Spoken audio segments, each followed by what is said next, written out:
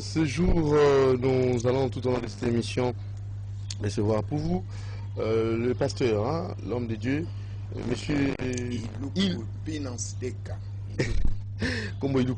Monsieur Luku. Avec lui, on va parler de l'apport de l'église, parce que c'est très capital. Il faut qu'il y ait Liboso, l'église Osani. Et deuxième volet, on va recevoir le frère Raït, poète. Oh, poète. C'est ça. Donc, Roët, c'est ça. Avec lui, on va parler. Il a des histoires, des révélations, hein, des histoires vraiment. C'est pas moi, pour moi, c'est très compliqué. Mais, et ça est-il pour le Congo? Il me rend au donc, en dévoilant. Alors, Mbote papa Nabiso. Mbote. Santé bien. Santé za moi malam. Oti Gebena. Oui, nga nazali pasteur église primitive ya Villa Gemena. Gemena Mbaba yebinga. Oui, Anakin. Na ye pour un voyage missionnaire, mais place nanga eza Gemena. Ah, nous nous ça papa Gemena na maman Gemena. Bon, ba yebinga malam, pe ba yebi ndenge nini to te akaliloba. Bato bakuka kaka chaque fois qu'on dit maliloba kosalela ndenge nkolo alingi ou ete mosala ya nzambe kotambola malamu. Très bien. Alors, toquer rapidement la thématique de l'apport église pour la mboka na Dieu Liboso. Nous va sala nzambe ni bozo sala pour la mboka na biso. Est-ce que bozo sunga mboka et que Liboso to bozo sunga ngote. La prière boko sala ezako botambuma to zo botambuma ti. Soki ezali kobota bandimi bozali kozwa bazali baike bazali pe kokamba mboka est-ce que matin na bino bazali koyoka ngo to bazoyoka ngo ti ya liboso église ezali lokola conseiller mpona kopesa conseil na bato nyonso tu soki losambo na biso eyokanaki te nde lelo mpe tozali mpe na changement te mpo biso nyonso tokonstate ke changement eza na mboka mpo soki makasi te nalobi que ya liboso ezali que tozali oyo bazali baconseiller normalement tozali baconseiller moral ya bato nyonso tu na kati ya mboka soki biso tozali kosala mosala eke nzambe azali koyoka balosambo na biso te lelo mboka nyo mobimba yebi ke changement ezali. Ça veut dire nzambe ayoki losambo na biso parce que tosambeli bandaka la paix asali ke changement ezali. Donc apport na biso ya liboso ezali kopesa ba conseil pour biso toza apolitique. Apolitique même chose ba côté politique. Oui, ba oyo ba koti na politique bango moko ba yebi ndenge ni ba mi koti mais nkolo na biso alobai ke vous êtes dans le monde mais vous n'êtes pas dans ce monde. Parce que ceux qui te penza batu ya mokili parce que l'église est toujours au milieu du village ceux qui ngana koti lelo penza de plein pied na politique omoni ke neti awa siko tozali na télévision ya TV. Bon mutu ya parti mosusu akoya komona ngana coloration ya parti politique moko alors na kokomisa église lokola parti politique te normalement musali ya nzambe azalaka na katikati ye apesaka conseil. Alors clairement parlant vous êtes sûr et certain que les lots que espérer na basala nzambe pour la solution au Congo pour la crise économique au Congo. Puis bon ça la ndenge kani na balosambo to nani. Ezali volonté tozali na bandimi oyo batangi ba classe eloko liboso ezali batu nanu bazwa volonté ya malamu ya kotia science o bango batangaki na classe na mosala na ndenge koki.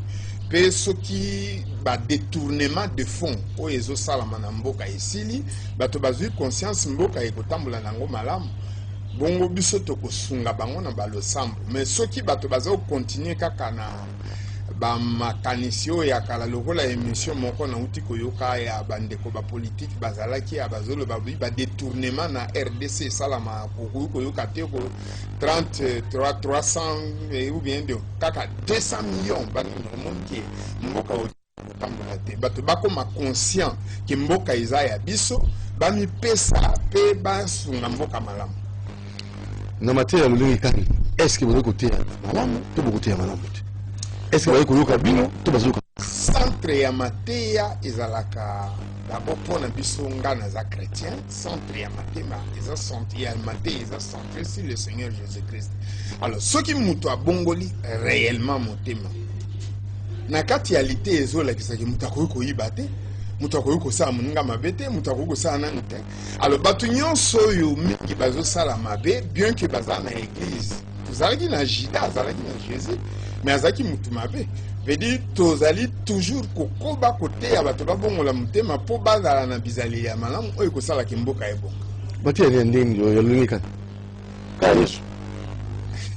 Bon, olobi na sala mateya neti nayebisa bato babima babala basala marche ou bien tango yo zoloba ka Yesu parce que bote ya Yesu ndeni est-ce que bote ya Yesu ndeni ni mais tozo na comportement ya bato e bongo mapenza comportement ya bato e ko bongwana na ni osala constat chose na arrêt de bus tala comportement tala ka ndenge bato ko zo mitu tala ba charger tala ba comportement ba chauffeur tala ba client tala ba check tongo malheureusement lui même noko ya ba chauffeur na ba receveur na ba client kana tongo déjà to bandi. Bon wana eza de deux côtés. Ya liboso ezali bato nyonso bazali o bazana gouvernement soki basali malamu eki bato bapesi bato misala babongisi babala lokola tomoni babisu eye bandi banani nyonso tu côté ya mirmiri ya population ekosili. Bon, population pe bakoka kozala na bizaleli. Prenons par exemple kobwaka ba matiti na baba. Pona mona ki na matonge na temi na batie poubelle pembeni me mutabwaki lisusu na terrasse. Donc comportement ezali koya na mbala moko te. Tozo koteya mais batu bako changer au fur et à mesure que baza koyoka po to uti musika. Boza modèle bino moko ba sala nzambe. Oui, bien sûr, ceux qui serviteurs de Dieu à modèle était alors. Non, moi tu oses ça, madame Boulou, tout ça là. Invité surtout ça, Mboka Nini. Tout makambo de l'île c'est Zoloba. Voilà, na kiko na simbo ka de l'île c'est Zoloba, na Zoloba makambo zoleka entre basala nzambe. Ah le bi lokola nini. Voilà, ndika lobaka o musala nzambe boye to kena na ba pesi mbongo. To sali boye. Biloko mususu abimisaka wana ba sala nzambe mususu ba miracle mususu ka lokuta. Mais oui.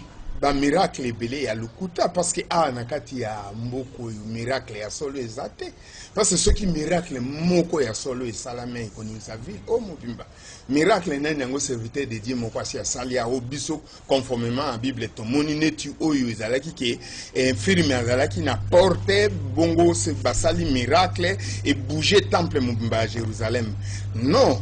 Soki batu bazo sala lelo ba miracle na banani ezali pona ko lukambongo parce que soki olingo lukambongo pe na makambo nzambe okoyi ko sala lokola boutique na oli tableau bengi na tongo le bibo to sala ba gene na ba prière batu bazoya lokola pe nzala ezali na ba makambo ezali menga nazo koloba oyo tango yo le bi comportement ni koloba nini comportement ali tango to tei batu tango batu bazeli nzambe asala miracle ya solo nde comportement oya batu penza e utaka na Saint-Esprit nde mutapozaka miracle nga nazotambola na lelo benga na ya kosala émission ko poser nga question eza na Bible na ko répondre mais nga na koyuko yeba te ke lelo nzambe akokola musa ebembe to akokota musako soki serviteur de Dieu azoko bakiaza na miracle azoko kosa parce que même na écriture le binini le Seigneur les envoyait prêcher la bonne nouvelle et le Seigneur travaillait avec eux et confirmait leurs paroles par les miracles qui les accompagnaient.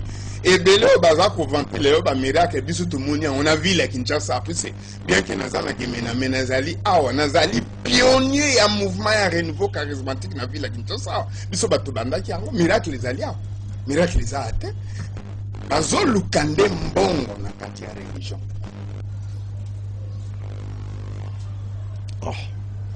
So to sukapi tango zo ba bazo lukambongo alors résultat to zo luka ya changement. Pour que vous tapez la vidéo, mais pour sur la population et vous demandez. Bon, tant que le bien biso changement et que vous n'êtes pas dans biso serviteur de Dieu. Biso tozo bondela, biso tozo tei. To tei bato prenons par exemple mutu oyo azo sambela na église ayoki lite soka tiki moyibi. Eza changement. Mutu oyo azako bondela ayoki lite azaki kobwaka salite na baba la tiki. Et ça changement. soki mutu oyo azalaki kobondela azalaki lokola tozali na bana basi bazolata babilamba ya salite ya oyo eza nde changement oyo église azosala aza koede e gouvernement na part na ye ya conseil na ye na bapriere na ye non pas au na kati ya confession religieuse kokota na kati wana te bino beaucoup ta confusion religieuse na sens ni confession religieuse pour na mamonete ya baseni non église devoir na yango ezali kobondela biso église primitive bayebi bien que bayebi pasteur Kasi mukolo nini aussi omona pasteur Kasi akoti kuna babiloko na bango baseni babiloko na bango ya babenga bango non église ezali apolitique église eza en libanda batu nyonso baza kokenda koluka babiloko wana nyonso to ba confession religieuse banani tout ce sont des politiciens mais balé couverture ya église mais baza bango ba politiciens toyebi ke ba église ebele oyo esalaka politique donc ils ont couverture ya église mais aussi la politique mais l'église comme telle a conseillé un serviteur de Dieu a la conseiller à politicien mais serviteur de Dieu est un politicien serviteur de Dieu a administrative. Quel danger? Danger ezali pona nini ya liboso na yebisa ki yo danger ya liboso oza serviteur de Dieu lokolo mi kotisi na couverture wana donc ozi coloration ya politique si comme mutu oyo azali na parti politique oyo oza na kati te mais alinga ya kondima na église na yo et pourtant ya azalaka na parti politique okuna musa est-ce que kosala o confiance osala confiance te l'église est au milieu du village. Église nde azali conseiller ezali de ceux qui est bébeli ba politicien ba recourir pas na biso bango ba kosala biso confiance na tango nini tango ba komona ke biso vraiment tozo pesa conseil mais tozali na kati ya politique na bango te toza ko pesa conseil tokoki ko condamner les mal puisque toza ba congolais tokoki ko loba mabe o bango bazo sala mais biso toza ba politicien te. Voilà, alors sikoyo oza mosela nzambe clairement parlant, ndenge toujours qui n'amboka. Mboka yoza mama. Bon, parce que la spirituel oui, mais mutala na spiritualité. Sur le plan spirituel c'est bien, mais sur le plan physique c'est quoi? Ndenge makambo ko kende. Ezo ke malam. Non, pona kokota pena na kati ya politique mobimba na éviter parce que naza kuna Gemena, place yo fana Gemena. Bon, na place nga na fandi na Gemena na ndenge na yebi, mon changement moké ezali parce que tu remarqué changement net liberté lelo na koki koya na télévision boyepe na koki koloba mabe ya mokonzi ki asaleli kango pe na lobi yango liboso ezalaki te zomon moto akoki koloba librement donc soki nanu ata tokomi na tango te ke bato balia bien balata bien po wana nanu penza population a sentir yango mais du moins liberté ya koloba pe tant na ye na Kinshasa na moni lokola ba banine basugele mais na yoki yango mais na moni na miso te il faut na mona soki que population allié po biso tozo koluka bakiti na bango te mais biso problème na biso yali toli amalamu yo bo liango pasteur bon naza moto naza congolais bango batiami kuna pona nini po bakoka kolukela biso ba solution ekoki biso peto yebisa bango soki bazo sala mambe prenons par exemple ceux qui ba komi kokanga biso lokola dernièrement na Gemena avant en 2017 moi likambo ke ezalaki wana mandat ya bato alelo mandat ya liboso bakangaki bato ba état de droit non bon état de droit ekomi il faut tout monde yango et continuer boy ezala teke na sima ba changer ba koma lisusu kokanga non batikaka bato na liberté oyo bato baza kosala nango lelo na kotala bana nzambe bandimi oyo ndimo zali koyamba nini oyo ozali kotungisa bango penza est-ce que tango ozolamba na bino inquiétude na mandimi eloko eleki makasi ezali misala bato bebele bamosusu batangi baklasse mais misala ezate ce qui gouvernement akoki kokanisa eloko ezali mingi parce que biso nyonso tokoki kokenda te ke tokei kotelema na porte ya bakonzi bakabelaka biso non makambo wana te mais moto atangi classe na ye ebongi asala musala bakonzi bakanisa ke bato bazwa misala po ete bato bakoka kozala bien po inquiétude ya bana nzambe eza lelo les classes mais azosala te afin na ndako. Il y a pas un miracle là-dessus pour musala mutakoya te osambeli lui imposition de main pour son musala miracle en bon ezala te.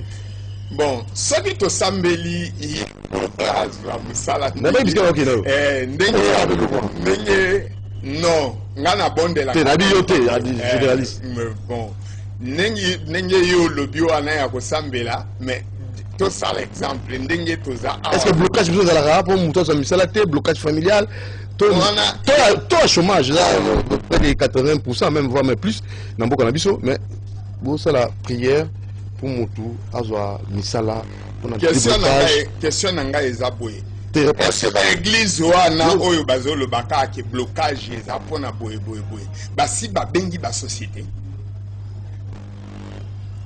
parce que soki totie toloki tospiritualise yango il faut totala ke société eza wana bongo yo oza na blocage ozokoka kozwa mosala te. Ok. Alors donc le problème ezali il faut tolobande clair que devoir ya gouvernement ou bien abengela biso ba partenaire ou basalaka ba société ou bien ye moko gouvernement le maman Eve Lobby ba la katioté ezalaki journée de l'arbre journée nationale de l'arbre au thème nango ezalaki à maintenir l'équilibre climatique par la plantation d'arbres est une affaire de tous.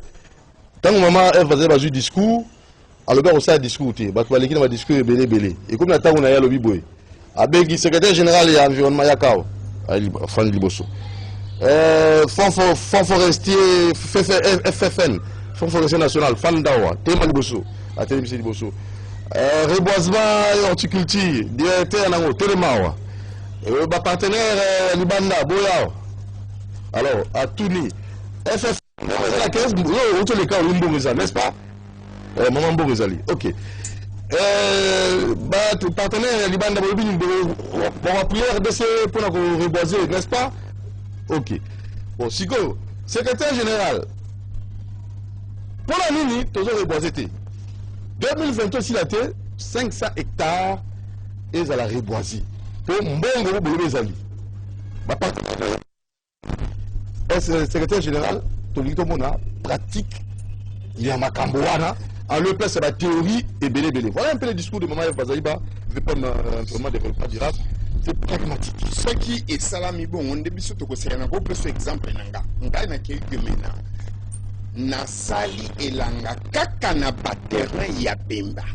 Ba Louis ngai ba hectare na kanda na loué na mbongo nanga lokola pasteur parce que na pesi bandimi idée ki bango pe ba banda ko sala. Na sali ba hectare nanga par ça ezalaki na gemena. Na silisi par ça autres somba biloko azali ko somba ba bouture somba ba nani tango bitumbe zalaki na zongo nani mais na lukandenge nyonso pona bazwa oyanga ezalaki kaka ba bouture na sombaki epana ba multiplicateur na bango non baponaki bato bango baponaki donc ce qui maman e bazai basali ndengo wana apona bato te lokola neti sipo ngai na tabola ba province nyonso la reboisement donc ezala te ke soki akei kuna bapona catégorie bien bandeko na bango te parce que ngai na bitaki na problème na tangi par ça azala gemena na kotaki na ba bureau nyonso ya par ça bien que nazalaki na nani na keti na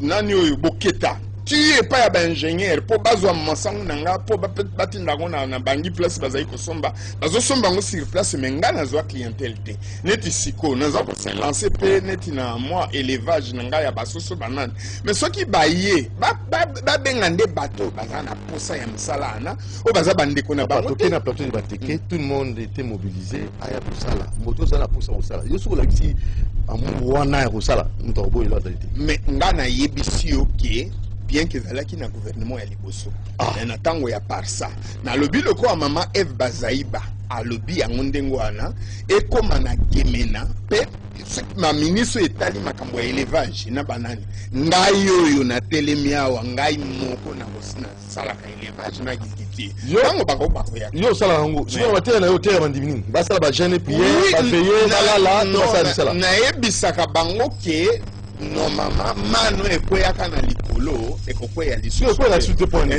ekweyaka sute po ezalaki na ntango na yango mais lelo il faut sala sikoyo soki yo boyi kosala mponi mani ekweya sute mane ezalaki mpo baisraélien bautaki epai quelque part est-ce que bino bozosambela bien to nzambe bozokoinvoke bien est-ce que monsieur eza nango mabino bozobenga yango même bapays oyo eza béni lokola états-unis d'amérique eza na biloko ebele nzala eza te osoyoka mane ekoyi kuna maneke te na tuni yo parce que yo maneke wapi mane ekweyaka lisusu te mais toza na mane oyo ekoyi kokweya lelo eza mosala soko ozo kosala te parce que na kati ya bible babi celui qui ne travaille pas ne mange pas.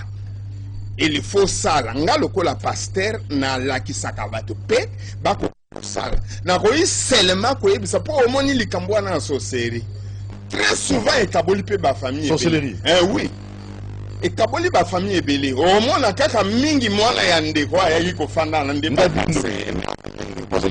po azolia mingi to po balingi basoutenir ye na classe te to nane nde eloko ba église bazosala or soki pasteur azali bien ke boza koprie mais il faut yebisa bato comme ça entre nous bandoki pena baza mingi bandoki ba bandoki so vérifier mo bandoki mingi na kati na mbadi bato ki babisa bandoki wana ba famille wana ezalaka bongo mutambonga bino bandoki te akoki kobima ndoki ndenge nini puisque azosupporter famille très souvent mais oyo mbongo pe ya bandoki bazali mais alors bazali bazali mais eloko nga nazoloba ezali ke nga soki na obi na bato basambela nayebisi mpe bato ke pe ifo oluka mosala très bien yango na obi na gouvernement mpe atindela biso misala mpo bato bakota na misala alors nangi orapele kombo na yo tokomi na suka orapele mpena kombo na yo numéro ya telefone na yo na programme na bino ya église pour toleka na deuxième partie kombo na nga monsieur Iluku Deka Pinance ndenge bayebinga yango na game Pinance Deka Iluku Pinance Deka kombo mboka Iluku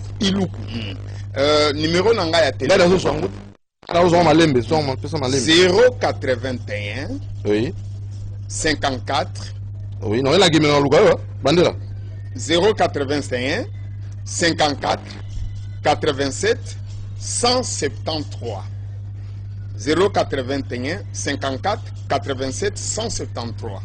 Donc numéro nanga yango wana pona ko joindre ngai lokola awa na CCTV même soko komi na Radio Liberté na Gemena otuni ba journaliste bazakuna jinyo ambongo tonani bakopesa oka numéro nanga po bango nyonso ba na numéro nanga dona libenge Vous Libenge Gemena, na fandi na ville ya Gemena. Libenge vous avez bonne invité Gemena.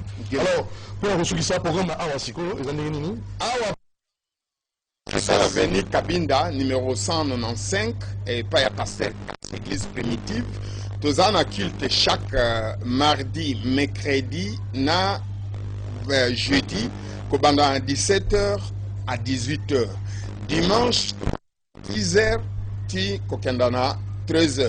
Voilà programme na biso ya kilt. Bon numéro passer casse vous en monter.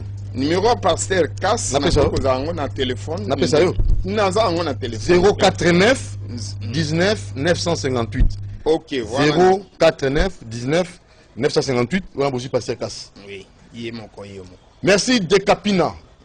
Pasteur Aouti Nauti na Gemena na ba forêt ya Équateur na kati kuna déforestation ko sala mingi ba ko buka zamba makambo na nyonso mama va landela ba yo soki gouvernement apesi bato misala mama va landela ngo ba mususu oyo baza na zamba bakobima parce que yoko yuko mona mwana zo le lanzala bongo olobi ke non okata nzete te po okokatole musukote ka politique ya reboisement okati oloni mais soki bapesi ba moyen yango moni dikamna yebisi yo mbalo yo ekosalema yango pe nazo senga lokola baza koya na politique wana bapona bilongi te bakopona ndeni po esalema province nyonso ebandi ndeti non lansipesa makilobi na projet ya ebele to ebandi sikoyo ona mama Eve bazaiba na